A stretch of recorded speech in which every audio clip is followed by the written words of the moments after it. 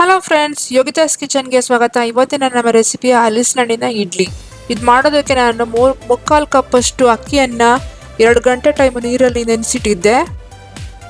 1 ಕಪ್ಪಷ್ಟು ಹಲಸಿನಹಣ್ಣನ್ನು ಸಣ್ಣ ಸಣ್ಣದಾಗಿ ಕಟ್ ಮಾಡಿ ಇಟ್ಕೊಂಡಿದ್ದೀನಿ.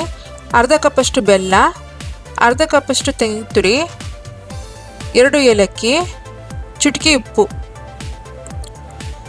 ಒಂದು ಬಟ್ಟೆ ಮೇಲೆ ನೆನೆಸಿಟ್ಟಿದಂಥ ಅಕ್ಕಿಯನ್ನು 2 ಗಂಟೆ ಟೈಮ್ ಅಕ್ಕಿಯನ್ನು ನೆನೆಸಿಟ್ಟಿದ್ದಲ್ಲ, ಅಕ್ಕಿಯನ್ನು ನೀರನ್ನೆಲ್ಲ ತೆಗೆದುಬಿಟ್ಟು ಈ ಥರ ಬಟ್ಟೆ ಮೇಲೆ ಹರಡ್ತಾ ಇದ್ದೀನಿ. ಇದನ್ನು ನೆರಳಲ್ಲೇ ಒಣಗಿಸ್ಕೊಳ್ಳಿ.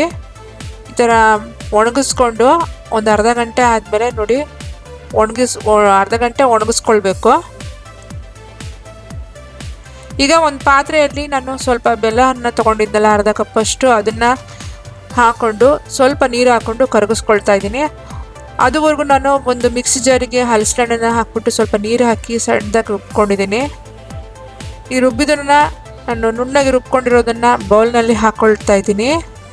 ಅದೇ ಮಿಕ್ಸಿ ಜಾರಿಗೆ ನಾನು ತೆಂಗಿನಕಾಯಿ ಚೂರು, ಅರ್ಧ ಕಪ್ ತೆಂಗಿನಕಾಯಿ ಮತ್ತು ಏಲಕ್ಕಿ, ಸ್ವಲ್ಪ ಸಾಲ್ಟು ಇಷ್ಟನ್ನು ಹಾಕ್ಬಿಟ್ಟು ರುಬ್ಕೊಂಡಿದ್ದೀನಿ. ಗಟ್ಟಿಗೆ ರುಬ್ಕೊಂಡಿದ್ದೀನಿ. ಸ್ವಲ್ಪ ನೀರು ಹಾಕ್ಬಿಟ್ಟು ಗಟ್ಟಿಗೆ ರುಬ್ಕೊಂಡಿದ್ದೀನಿ. ಇದನ್ನು ಕೂಡ ನಾನು ಹಲಸಿನಹಣ್ಣು ರುಬ್ಬಿಟ್ಕೊಂಡಿದ್ದಲ್ಲ, ಅದೇ ಬೌಲ್ಗೆ ಹಾಕ್ಕೊಳ್ತಾ ಇದ್ದೀನಿ.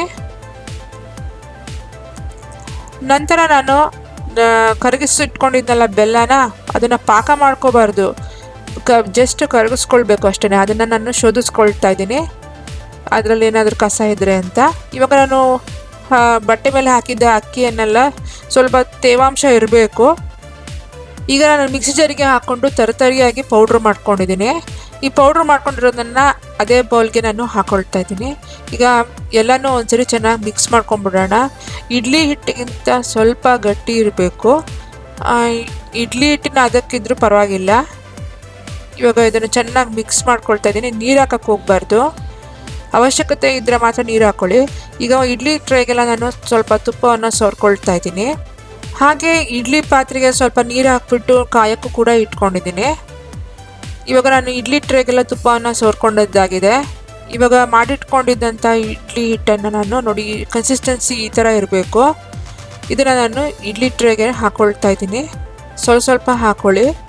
ಇದನ್ನು ಸ್ವಲ್ಪ ಟ್ಯಾಪ್ ಮಾಡ್ಕೊಳ್ಳಿ, ಎಲ್ಲ ಕರೆಕ್ಟಾಗಿ ಸೆಟ್ಲಾಗಿ ಕೂತ್ಕೊಳ್ಳುತ್ತೆ ಇಡ್ಲಿ ಹಿಟ್ಟು. ಇವಾಗ ನಾನು ಇಡ್ಲಿ ಟ್ರೇನೆಲ್ಲ ಜೋಡಿಸ್ಕೊಳ್ತಾ ಇದ್ದೀನಿ. ಇದನ್ನು ಇಡ್ಲಿ ಪಾತ್ರೆಗೆ ಇಡ್ತಾಯಿದ್ದೀನಿ. ಇವಾಗ ಮುಚ್ಚಳ ಮುಚ್ಚಿ 25 ನಿಮಿಷ ಇದನ್ನು ಮೀಡಿಯಮ್ ಫ್ಲೇಮಲ್ಲಿ ಬೇಯಿಸ್ಕೊಂಡಿದ್ದೀನಿ. ಇವಾಗ ಬೆಂದಿದ್ದಾಗಿದೆ. ಇದನ್ನು ಇಡ್ಲಿ ಟ್ರೇನ ತೆಕ್ಕೊಳ್ತಾ ಇದ್ದೀನಿ. ಈಗ ಒಂದು ಟೂತ್ ಪಿಕ್ ತೊಗೊಂಡು ಚುಚ್ಚು ನೋಡಿ, ಅದು ಬೆಂದಿದೆ ಅಂತ, ಕರೆಕ್ಟಾಗಿ ಕ್ಲೀನಾಗಿದ್ದರೆ ಅದು ಬೆಂದಿದೆ ಅಂತ ಅರ್ಥ. ಇವಾಗ ನಾನು ಇದು ಬೆಂದಿ ಆಗಿದೆ. ಈ ಇಡ್ಲಿನೆಲ್ಲ ನಾನು ಸರ್ವಿಂಗ್ ಪ್ಲೇಟ್ಗೆ ಹಾಕ್ಕೊಳ್ತಾ ಇದ್ದೀನಿ. ನೋಡಿ ಎಷ್ಟು ಚೆನ್ನಾಗಿ ಬರ್ತಾಯಿದೆ, ಕ್ಲೀನಾಗಿ ಬರ್ತಾಯಿದೆ, ತುಪ್ಪ ಸವರಿರೋದ್ರಿಂದ. ಇದನ್ನು ತುಪ್ಪದ ಜೊತೆ ತಿನ್ನೋದಕ್ಕೆ ತುಂಬ ಟೇಸ್ಟಿಯಾಗಿರುತ್ತೆ. ನೀವು ಕೂಡ ಮನೇಲಿ ಮಾಡಿ ನೋಡಿ, ಮಕ್ಳಿಗೂ ಮಾಡಿಕೊಡಿ, ತುಂಬ ಚೆನ್ನಾಗಿರುತ್ತೆ.